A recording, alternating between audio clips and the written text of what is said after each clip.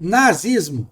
Nazismo é o fascismo que foi desenvolvido na Alemanha. Então, muito inspirado na experiência italiana, do fascismo italiano, fascismo teórico, vamos dizer assim, né? Se desenvolveu na Alemanha um sistema que copiou alguns elementos, né? E teve suas peculiaridades. Uma peculiaridade do nazismo é a questão do racismo, né? Principalmente o antissemitismo, mas tinha em comum o elemento geral do fascismo, que é ser uma espécie de socialismo antimarxista. É um socialismo no sentido de que o Estado vai tomar conta da sociedade, inclusive dos meios de produção, do conflito capital e trabalho vai ser organizado pelo Estado, né? E isso era uma grande solução, porque resolvia o problema da falência do liberalismo laissez-faire, que entrou em crise ali por 1870, com a urbanização acelerada e a industrialização. Começou a se criar nas cidades um conflito que o liberalismo laissez-faire não sabia como resolver. Esse conflito era resolvido no campo pela família estendida, né? Então, o meu irmão e os irmãos da minha esposa vão ajudar a minha família, o núcleo familiar, caso haja problema. O que nem sempre funcionava, né? Nós tivemos grandes fomes no campo também. Sim, mas aquele conflito do dia a dia era resolvido com esse sistema de proteção, certo? Na cidade, muitas vezes as pessoas saíam do campo, onde a vida era mais miserável, para a cidade, onde tinha muito mais oportunidades, podia ficar muito mais rico, ter uma vida também muito mais variada e rica, só que tu não levava todo o teu grupo familiar, era basicamente um núcleo familiar ou até um solteiro sozinho. Então, se ele ficava doente, metade dos adultos do núcleo familiar já não estavam ajudando. Certo. Se ele ficava inválido, ele ia depender da caridade. Esse sistema existia já, então a igreja muitas vezes tinha asilos, tinha orfanatos, tinha uma série de institutos, mas como isso cresceu muito rápido, não deu mais conta. E o liberalismo laissez-faire não deu conta. O que cresceu com isso? Cresceu o marxismo. Já existia outras formas de socialismo, mas o socialismo marxista começou a crescer muito. O manifesto é de 1848, alguma coisa assim, e vai ter muito sucesso. O Marx vai viver até, acho que 80, né, 1880, e vai ter a Revolução Russa, né? Em 1917, tem primeiro uma revolução de pretensão mais liberal, depois há um momento de briga ali, a tal da Revolução de Outubro, que era um outro calendário, então foi em novembro, e aí vai ter uma guerra civil que vai se estender, na qual vai se fundar, então, aquilo que vai ser conhecido como o socialismo marxista soviético, né? Soviético quer dizer, digamos assim, dos conselhos, né? Tipo das assembleias, é o socialismo assembleísta. Não era bem isso, mas esse era o nome. Isso vai causar horror, né? Por um lado, os trabalhadores vão ser um pouco insuflados por aquela ideia. Trabalhadores do mundo, univos, que é o bordão lá do manifesto do Partido Socialista do Marx e do Engels. Mas também os burgueses pensam, bom, mas se isso acontecer, a gente vai perder as nossas empresas, né? E aí surge o fascismo, ideia geral, que vai então dizer, não, a gente vai organizar essa situação das cidades, essa tensão social não vai chegar até o marxismo, ao socialismo marxista, mas a gente vai ter que dar para o Estado um papel mais central. Então, esse desamparo nas cidades terá de ser resolvido pelo Estado. E também as empresas vão ter que obedecer uma direção mais centralizada. Com isso, então, o fascismo italiano gera essa questão do modelo de sindicatos patronais ou dos trabalhadores que são muito coordenados pelo Estado. O Estado é o centro da organização. O nazismo traz essas ideias para dentro da Alemanha com essa coloração, né, racial ou antissemita. Era mais racial porque também eles tinham um grande desprezo pelos povos eslavos também, né? E aí havia toda uma preocupação no pré-guerra de fazer um acordo com a Inglaterra, né, que acabou não saindo, mas quase saiu, se diz, né? Acho que não ia sair, mas houve uma tentativa nesse sentido. A ideia era fazer as pazes com a Inglaterra, não atacá-la, dominar tudo que fosse possível na Europa, né? E eventualmente dominar exterminando o resto do mundo, em especial ali os povos eslavos, que eles tinham um grande desprezo. Inclusive, a invasão alemã na França foi uma coisa, a invasão alemã na União Ucrânia, Soviética foi outra completamente diferente. Exato, né? Inclusive se diz, né, que se eles tivessem dado ao nacionalismo ucraniano um reconhecimento, eles poderiam ter ganho Stalingrado com a adesão dos ucranianos que estavam por aqui com os russos, né? Tinham todos os motivos para se aliar aos alemães contra os russos, mas houve um desprezo às lideranças ucranianas. Eles foram completamente desprezados, não se uniram ao esforço de guerra alemão, e isso pesou muito contra a Alemanha. A sua derrota em Stalingrado tem muito a ver com o fato de não ter dado aos ucranianos a oportunidade, porque os ucranianos eram eslavos, e sendo eslavos, eles não confiavam nos ucranianos. Nazi é uma sigla... Nacional-socialismo. Partido Nacional Socialista Alemão.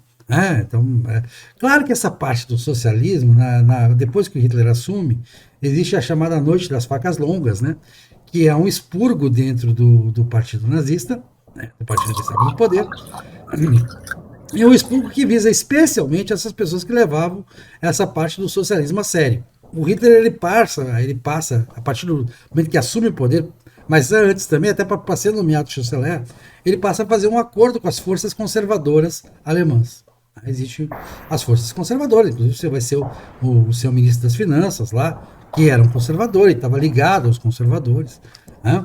E aí ele passa a ter uma gestão conservadora da economia, respeitando, claro, a propriedade, todos esses princípios que já vinham no fascismo também, de respeito à propriedade, mas que são exacerbados, que são levados também a criar princípios, a obedecer certos princípios de mercado e tudo mais, né? Isso vai cair depois cai, né, quando começa a guerra, por uma mentalidade do Himmler, do exército, que se coloca contra isso. Os conservadores, inclusive, vão tentar um golpe de Estado durante a Segunda Guerra. Um dos golpes, o golpe da chancelaria, que envolvia tanto os conservadores quanto os militares que estavam insatisfeitos, militares de carreira, que estavam insatisfeitos com a forma como Hitler conduzia a própria guerra. A própria guerra, Hitler conduzia de maneira temerária a Alemanha, isso pode ser visto pela história, claramente foi temerário. E temerário por isso, porque tinha esse racismo muito forte, o que acabava não tendo a colaboração de povos que poderiam ser simpáticos da causa, né? E tinha esse elemento antissemita, e todas as loucuras que Hitler vai conduzindo dentro desse processo, e o regime vai ficando mais demente na medida que avança. Em 1933, quando ele assume o governo, ele tem elementos de radicalismo ali, tanto radicalismo socialista, quanto nacionalista, quanto racista, mas o tempo vai agudizar esses elementos, né? O tempo vai fazer uma seleção em que os moderados vão ser expurgados, a moderação vai ser vista como uma coisa, e a partir do golpe da chancelaria, fracassado o golpe da chancelaria, aí sim que os moderados vão ser completamente perseguidos e completamente eliminados ou tirados do governo, enfim. Aí, a partir daí passa a ser a profissão de fé numa radicalidade, especialmente aí no caso racista, a ideia de espaço vital alemão, a ideia da raça ariana e tudo mais, vai ser enfatizado, o radicalismo vai predominar dentro do governo do Partido Nazista. Eu discordo da caracterização do Hitler como um líder temerário. Na verdade, ele era genial e ele muitas vezes estava mais certo que os generais dele, principalmente na invasão à União Soviética. A questão militar, o Hitler era melhor do que os seus generais. Isso é paradoxal, né? Eu discordo, ele era apenas um cabo. Eu discordo, mas tudo bem. Não, ele era apenas um cabo, né? Mas ele tinha muito mais noção da urgência. Olha, se vocês vão fazer essa invasão, ela tem que ser assim, assim, assim. Mas os generais, eles se comportaram do tipo, não, vou no limite confortável. E aí estava perdido desde o início.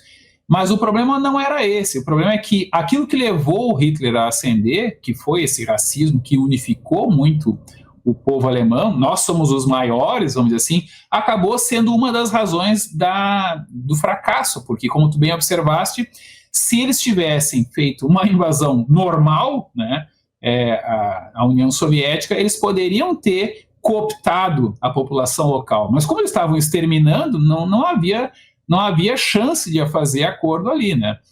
Acordo que eles estavam dispostos a fazer com os franceses, acordo que eles tentaram e não conseguiram fazer com os ingleses. Mas a questão do nazismo, que eu acho mais importante, é justamente tirar essa ideia de que o nazismo é uma coisa na qual nós não cairíamos. O Jordan Peterson, ele chama muita atenção para a ideia muito equivocada de que, se eu vivesse na época do nazismo, eu teria ajudado os judeus, eu teria ajudado a família lá da Anne Frank. Ele disse, olha, isso é extremamente improvável.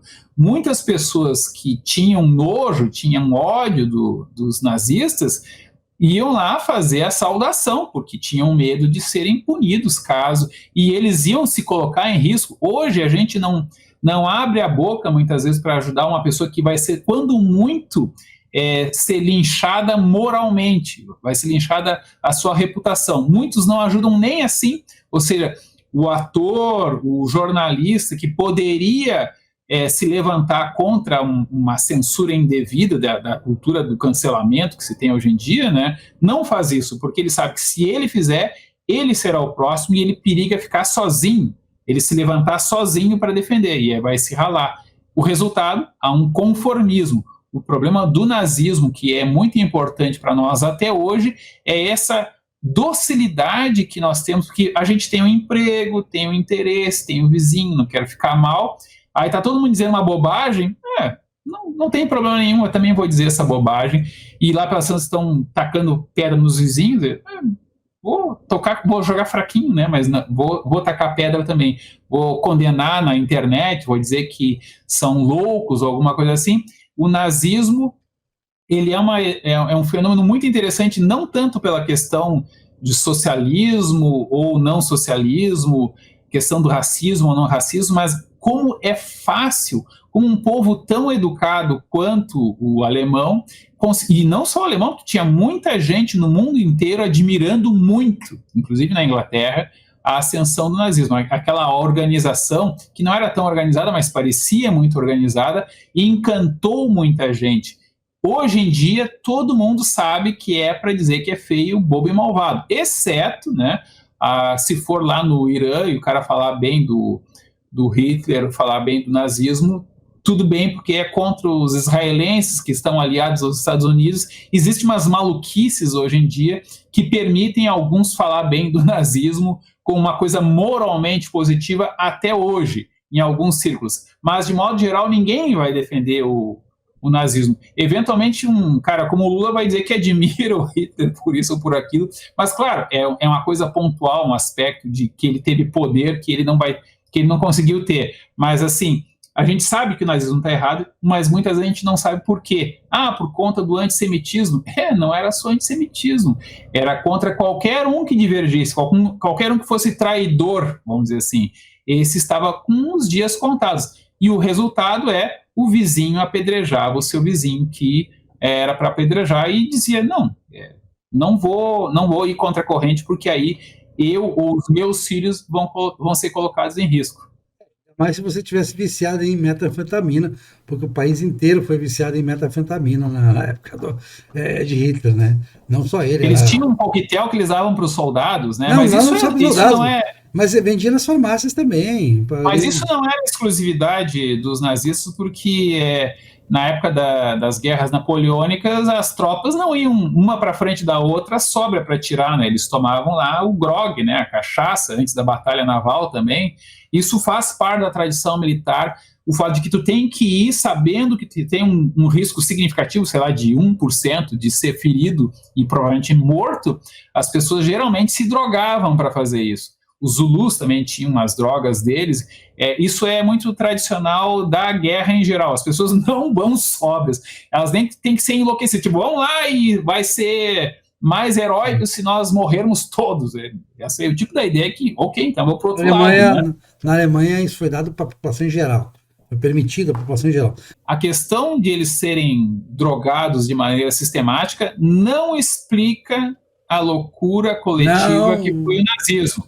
É muito importante entender que o exemplo que o nazismo deu para a história atual a gente precisa ter aquilo como um limite, como um alerta da fragilidade humana, da fragilidade da nossa cultura, da fragilidade da cultura americana. Na década de 50 eles achavam, não, os alemães fizeram isso porque eles são muito de obedecer ordens, né? Tinha aquela ideia de que, não, eles estavam obedecendo. O próprio Freud diz que ele preferia, os judeus de Viena diziam, eu prefiro um alemão obedecendo ordens do que um austríaco se divertindo, perseguindo os judeus, né? Mas o Milgram, um psicólogo americano, fez o famoso experimento de Milgram, que é aquele que tu era enganado, eles diziam que estavam fazendo uma pesquisa sobre memória. E aí tu tinha que dar choque, conforme um candidato também dizia a resposta errada, tu tinha que dar o choque. Era uma combinação. Só que o objetivo do experimento é ver quantas pessoas iam dar o choque até o ponto em que o próprio aparelho dizia que era potencialmente mortal. Eles falaram, os americanos não vão fazer isso, né?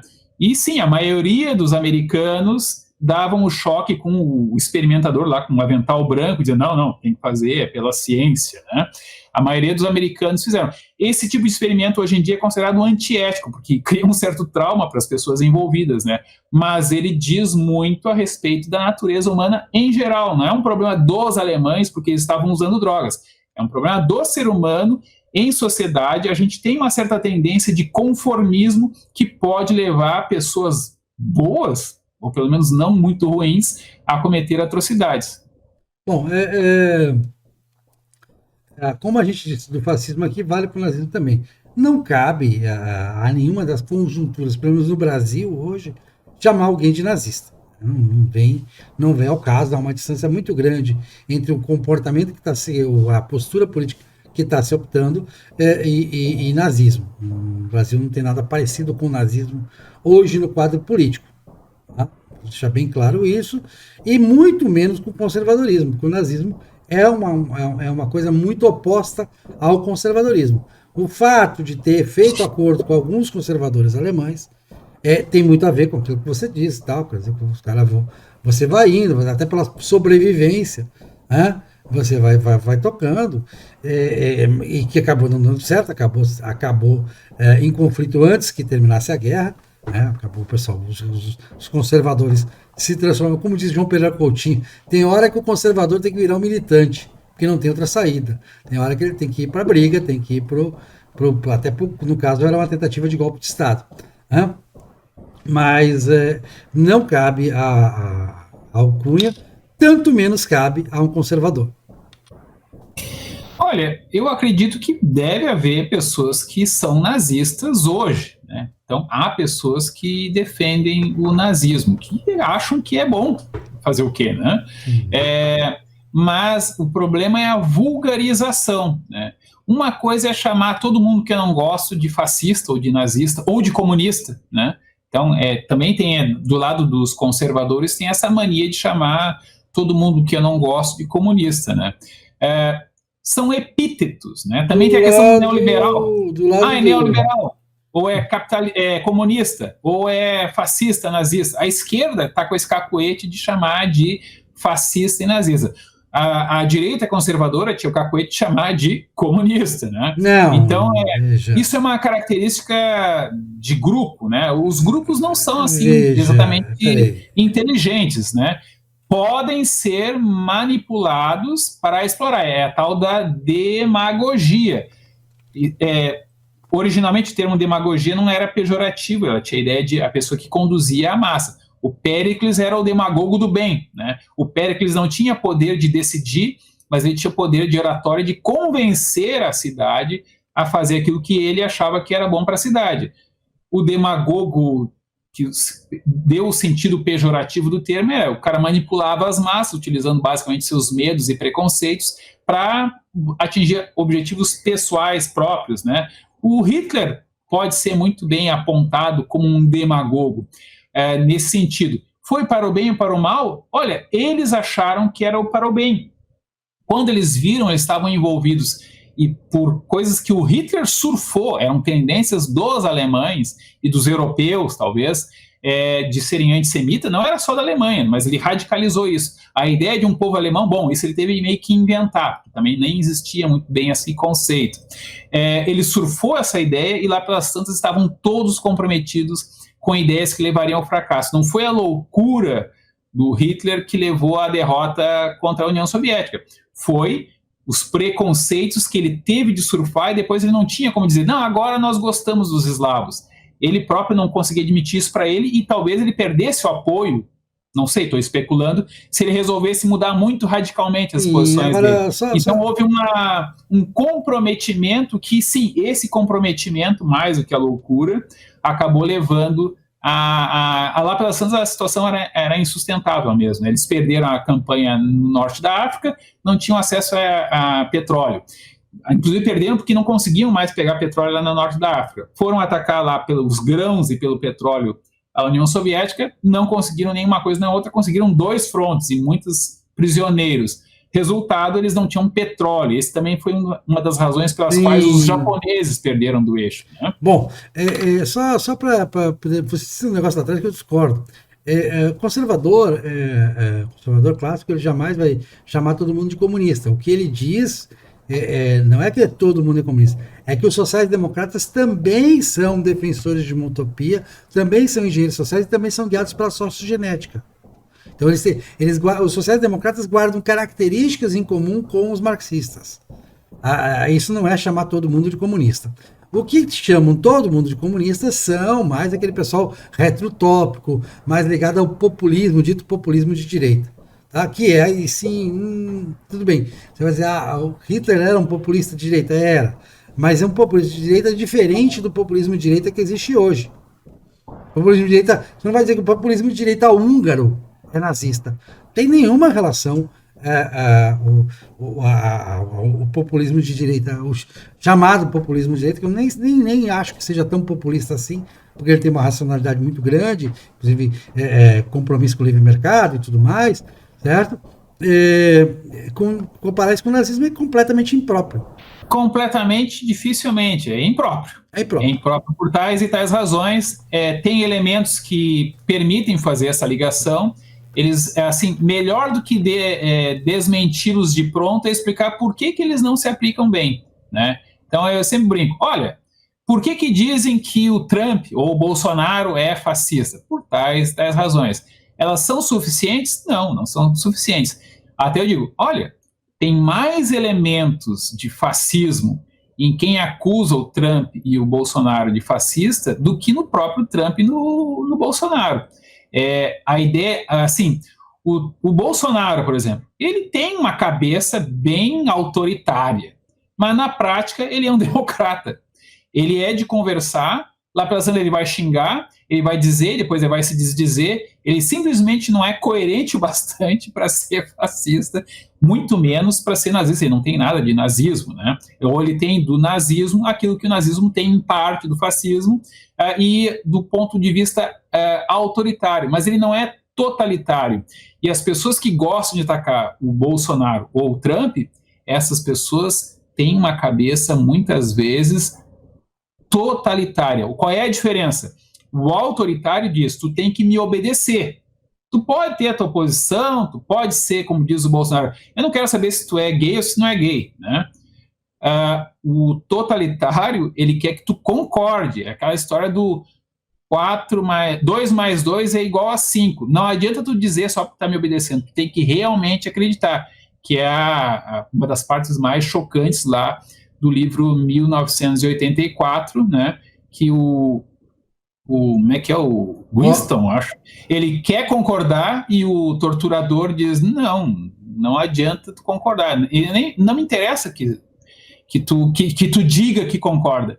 Eu preciso que tu sinceramente acredite e apoie que a gente vai te condenar e vai te executar. Isso é a metáfora, digamos assim, mais acabada do totalitarismo, é a necessidade que tu concorde, não basta nem pedir desculpas. Não, a cultura do cancelamento, ela busca aniquilar o sujeito socialmente, né? Não basta ele pedir desculpas. Na verdade, eu sempre brinco, olha, se tu não acha que tu é culpado e tu for pedir desculpas, tu só está alimentando a fúria canceladora, que é totalitária. É uma fração muito pequena da população que defende isso, mas eles têm conseguido um espaço muito desproporcional. E isso é preocupante. Eu não vou dizer que eles são nazistas, porque eles não são nazistas. Eu não vou dizer que eles são fascistas, porque eles não são fascistas. Mas eles me parecem totalitários. E isso me preocupa bastante. É um fenômeno muito atual e muito perigoso. Acredito que está nos seus estertores, está nos seus limites. Está perdendo a compostura justamente porque não está dando certo. Mas é preocupante, é importante estar atento. Também não é... O governo da Polônia não tem nada de nazismo, é conservador, com algumas pitadas de retrotopia e algumas pitadas de populismo, tá? Mas não de valor nenhum, até porque a cultura polonesa, que deu nesse movimento conservador polonês, ela é uma cultura que nasce e se fortalece na luta contra o nazismo e contra o socialismo soviético, né? Ela se identifica e é bastante católica também. O que é um elemento completamente oposto ao nazismo. O nazismo se opõe ao catolicismo. A ladeira escorregadia dessas acusações de nazismo é mais ou menos a seguinte: quem não é alinhado com o politicamente correto, com certa concepção de luta ao racismo, certa concepção de não sei o quê, de reconhecimento de imigrantes, etc., etc., é acusado de supremacista branco. E aí é acusado de supremacista branco e o seguinte passo é dizer que é neonazista, ou nazista, pura e simplesmente. Então, é uma ladeira escorregadia, né, que é sistematicamente utilizada. Mas até pelo que você falou dos eslavos, os poloneses são povos eslavos, eles jamais poderiam ser nazistas, no sentido do termo em si. A AfD, Alternative for Deutsch, é nazista? Não vejo ali elementos do nazismo, nenhum elemento do nazismo, na alternativa para a Alemanha. O que eu vejo, e aí tem outros movimentos mais radicais dentro da Alemanha, como o Pegida e tal, que são extremamente xenófobos. Mas aí a preocupação é com as facilidades que estão se dando. Não é para dizer que não tem que ter imigrante. A Alemanha sabe que precisa de imigrantes para continuar sendo uma potência industrial, que é a questão das facilidades que se dão ao cultivo de hábitos culturais de algumas nacionalidades de imigrantes que são opostos à cultura alemã, que são opostos aos valores alemães. Isso não me parece de forma nenhuma nazismo. E até tinha alguns anos a figura do encanador polonês, né? O encanador polonês está tirando o emprego do trabalhador alemão. Agora tem a bronca com os islâmicos, né? Que também foram admitidos assim de um pouco de populismo, né? Um populismo politicamente correto. Aí qualquer oposição é acusada de extrema direita. Então, o pessoal vai fazer um protesto contra o lockdown, contra máscaras.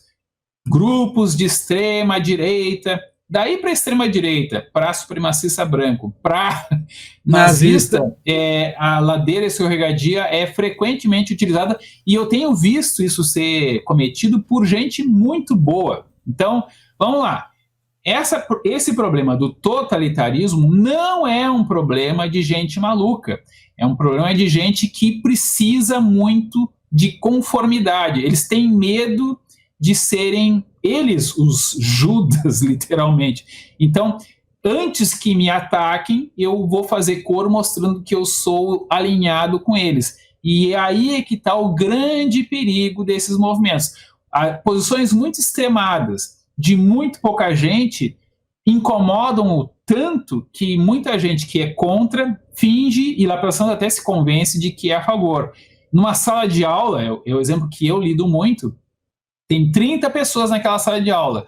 Um ou dois caras muito chatos e que tem uma questão ideológica por trás, eventualmente com o apoio da imprensa, de alguns outros professores, podem impor numa sala de aula uma certa conformidade com um certo extremismo. Isso é muito comum em relação à questão de tabus novos, como racismo ou transfobia, né?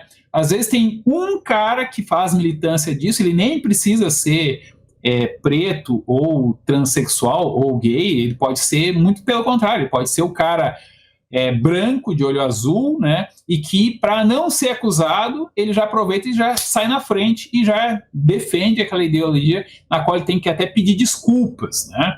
Só que ele foi na frente e agora fica todo mundo meio que, vamos falar mal, vamos dizer que isso é ridículo? Não, vou ficar quieto. No segundo dia, de repente, algum já meio que puxa, outro também se atira na frente para dizer que também concorda para não ser cancelado. Essa é uma forma muito perigosa de contaminação em que uma ideia que ninguém defende, ou muito pouca gente defende, acaba, por ser muito chata, muito capaz de incomodar quem se manifestar contra, acaba sendo dominante. É o paradoxo do extremista, né?